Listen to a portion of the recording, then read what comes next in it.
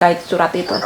Jadi saya mau pertegas saja, sejauh mana mungkin dari tim Anda untuk menginvestigasi daripada ijazah di tempat perguruan di mana Pak Rudi pernah belajar ini, Mas. Bisa diceritakan seperti apa? Begini,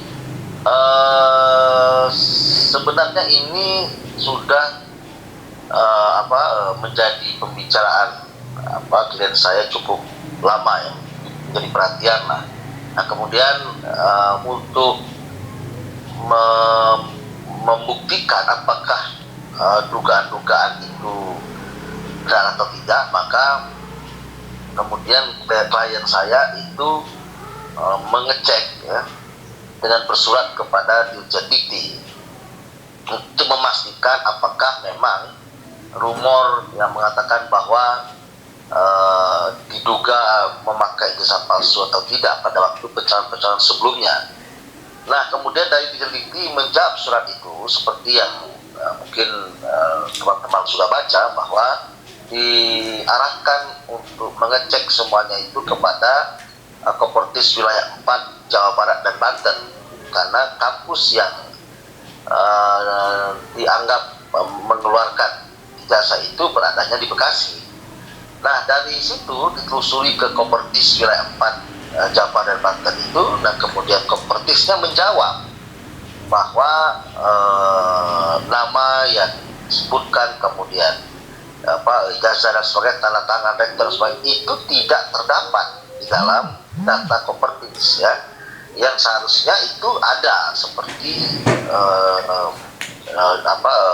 lulusan-lulusan lain yang memang dikeluarkan oleh kampus tersebut. Nah dijawab ada KHS KS semua itu tidak ditemukan ya. Nah, oleh karena itu kemudian kita mengecek lagi ke kampusnya, ternyata kampusnya juga sudah ditutup oleh Mendiknas karena persoalan-persoalan yang mungkin kita tidak tahu, apakah tidak memenuhi standar dan sebagainya, kita tidak tahu. Tapi itu memang bukan domain kita, tapi domain kita adalah untuk mengecek apakah memang ada data-data itu yang dimiliki oleh Kopertis sesuai dengan aturan yang berlaku, itu ternyata datanya tidak mereka miliki. Dan tidak ada data-data. Halo? Iya, halo, benar. Tidak memiliki data-data yang halo? Iya, halo. Iya, kita dengar. Silakan lanjutkan. Ya, tidak memiliki data-data yang seharusnya itu mereka miliki, gitu. Baik. Gitu kan. Baik. Nah, ini kan mungkin dari tim Anda ini kan sekarang ini posisinya ada di Batam, dan Pak Rudi sendiri sekarang kan mencalonkan sebagai petahana ya untuk maju di pemilihan pilkada di 2020 ini yang sebentar lagi juga akan melakukan pencoblosan, dan sangat penting sekali terhadap adanya ijazah yang dulu-dulunya pernah dipakai. Apa yang membuat motivasi Anda untuk melakukan penyelidikan, sedangkan Pak Rudi sendiri tidak menggunakan ijazah tersebut tapi justru menggunakan ijazah SMA? Loh, karena memakai ijazah SMA itulah menimbulkan tanda tanya besar. Kalau memang dulu misalnya pencalonan sebelumnya memakai, ada apa kok tidak pakai? Kan tidak ada masalah sebenarnya kalau dipakai juga.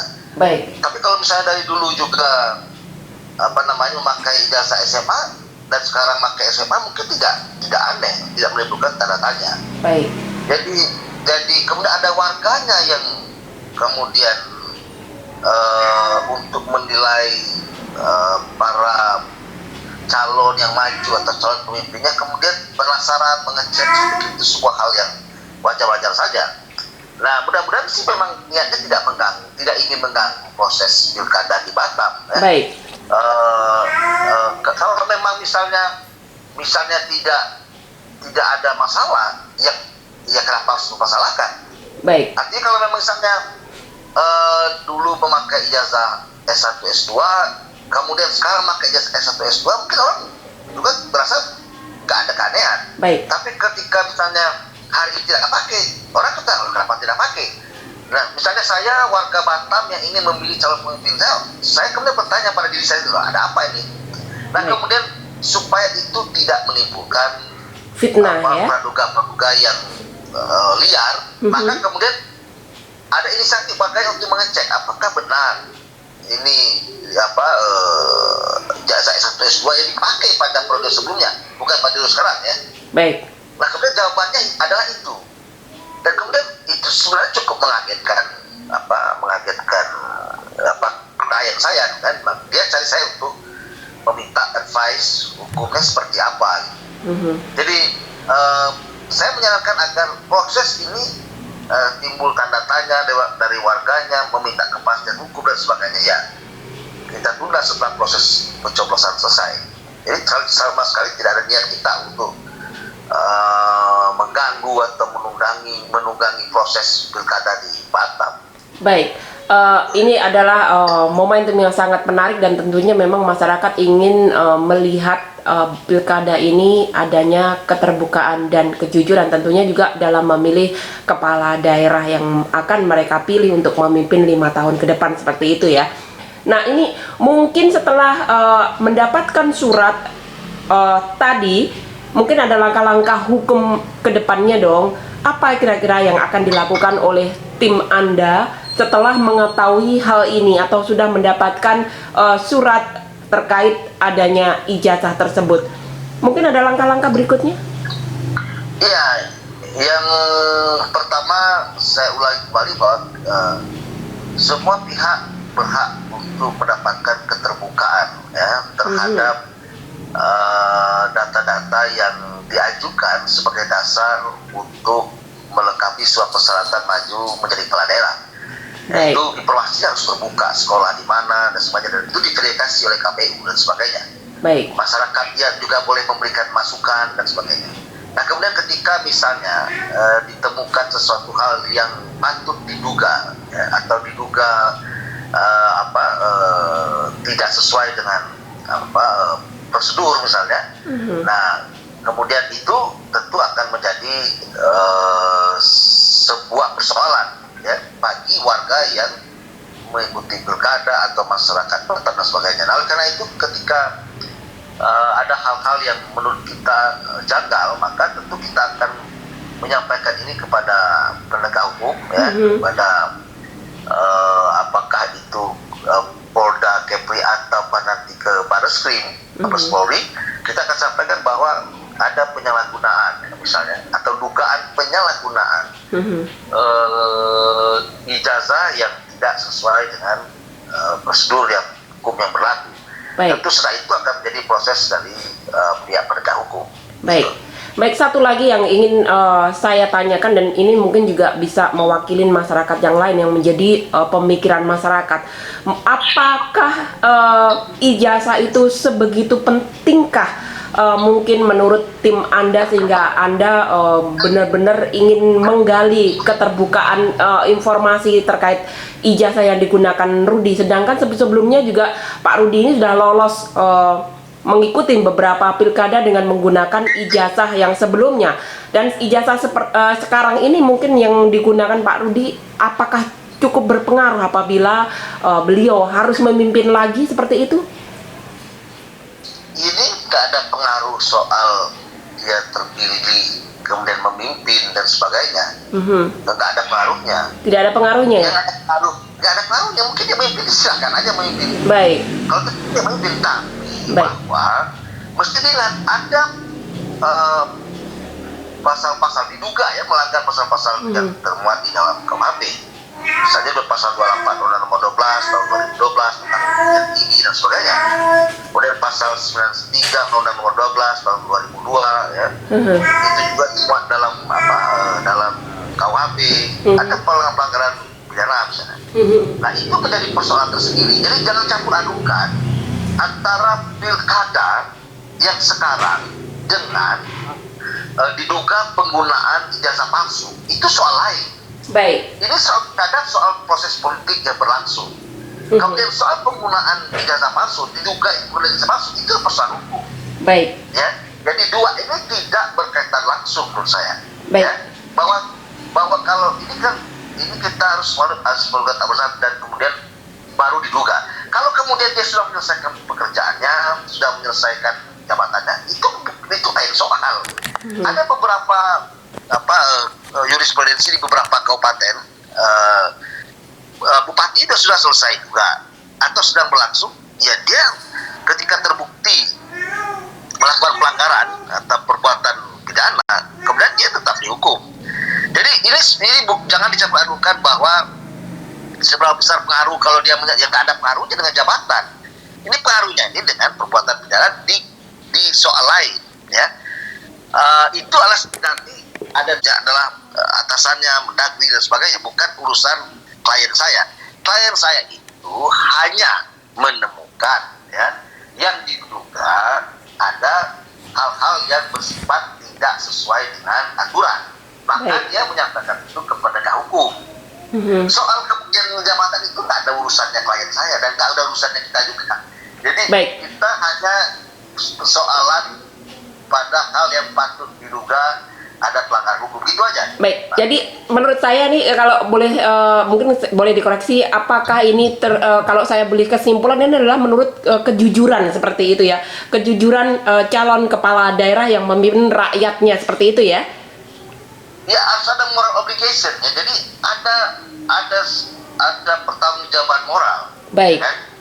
Kan tidak mungkin juga dibatalkan kalau misalnya nanti terbukti dibatalkan jabatan, kan nggak ada ngaruh juga, tapi ada moral obligasi, ada publik harus mengetahui bahwa ada hal-hal yang tidak diduga tidak sesuai dengan aturan ketika misalnya dalam proses pencalonan sebelumnya, ya, walaupun ini dugaan. Nah, yang mengatakan bahwa ini palsu atau tidak nanti urusan penegak hukum, oke?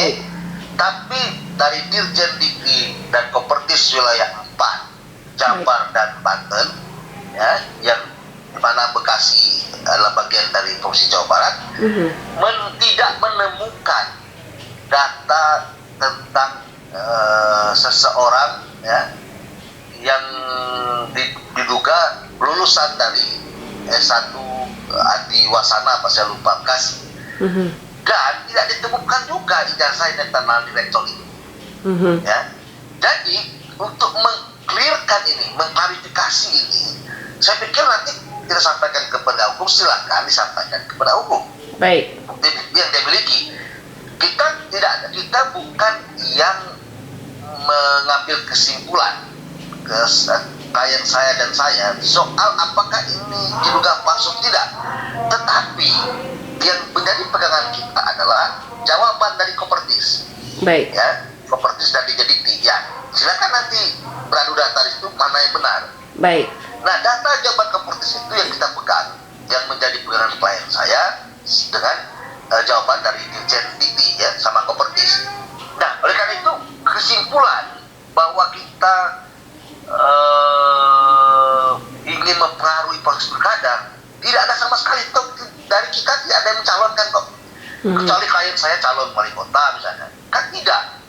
Jadi data itu data yang disampaikan sendiri oleh sang calon kepada publik, ya, bahwa dia lulus S1 S2 itu terbuka dan wajar kalau kemudian ada warganya mempertanyakan ketika itu tidak dipakai lagi pada waktu pencalonan berikutnya.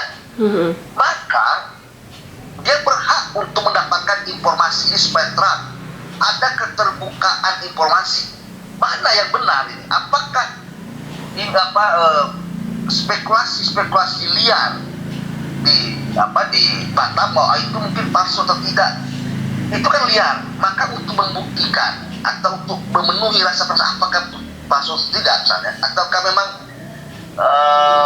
tidak palsu, baik, coba kita buktikan deh. Nah, yang bisa mengecek itu adalah yang punya legal standing sebagai warga Batam. Dia cek, kemudian dia temukan jawaban dari Kopertis. Nah, jawaban dari Kopertis ini memang tidak ada. Terus yang salah siapa? Klien saya yang salah atau yang mempergunakan? Kita tidak tahu, atau Kopertis yang salah atau Dirjen Dikti yang salah.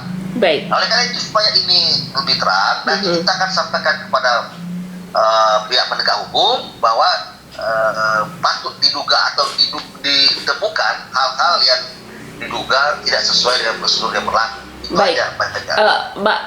Mas Rio Capella, mungkin Mas Rio Capella sebelum melakukan penyelidikan ini hingga ke Dirjen Dikti di Jakarta, tentu Mas Rio juga sudah mengkaji atau membawa sampel-sampel yang disampaikan di sana terkait mungkin ijazah yang diduga ijazah ini adalah palsu milik yang disebutkan tadi. Apakah Anda sendiri dari tim sudah pernah langsung berkontak dengan beliau untuk menyampaikan kenapa ijazah ini mungkin ada beberapa ya yang sama di waktu yang sama dan juga mungkin ijazah yang harus menggunakan ijazah SMA? Ada pernah berhubungan tidak?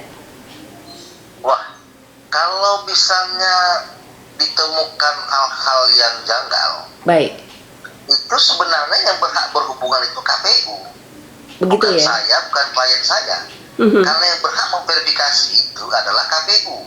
Baik, Agak lucu misalnya kalau saya temukan saya berhubungan ini, waduh, nggak ada hubungannya, nggak ada keperluan saya untuk menghubungi, Mhm. kemudian mempertanyakan dan sebagainya. Justru harusnya itu kerja KPU pada waktu periode yang pertama. baik, Apakah benar mengecek dan sebagainya, kampusnya, kan begitu. Jadi bukan tugas kita, tugas saya atau selaku kuasa hukum atau tugasnya klien saya, karena kita tidak ada persoalan secara pribadi. Ya. baik, Ini bukan persoalan saya selaku kuasa hukum dengan Pak Rudi, nggak ada masalah. Ini masalahnya adalah persoalan penggunaan, ya, diduga tidak sesuai dengan prosedur. Nggak ada penjelasannya. Jadi menurut saya sih harusnya yang berhubungan itu adalah pihak-pihak yang Baik. berkepentingan atau yang punya domain untuk mengakui atau tidak dari ijazah itu, kemudian mengecek atau tidak ijazah itu untuk menjadi syarat calon atau dan seterusnya. Bukan saya yang menyampaikan bahwa ini kok ada berbeda. baik. Nggak ada ininya bagi Baik, saya. jadi Bukan Bang saya. Rio, intinya ini dari pihak timnya Bang Rio setelah mengetahui hal ini dilaporkan ke penegak hukum, tentunya tidak hanya dari si pengguna, tapi juga dari Bawaslu sebelumnya, seperti itu ya? Ya, itu poinnya. Jadi harusnya ini kerjanya KPU, Bawaslu, ya. Sudah dilaporkan? Nah, ini kan yang kita soroti adalah di 2015, oke? Jadi bukan syarat untuk mencalon wali kota pada 2020 sekarang.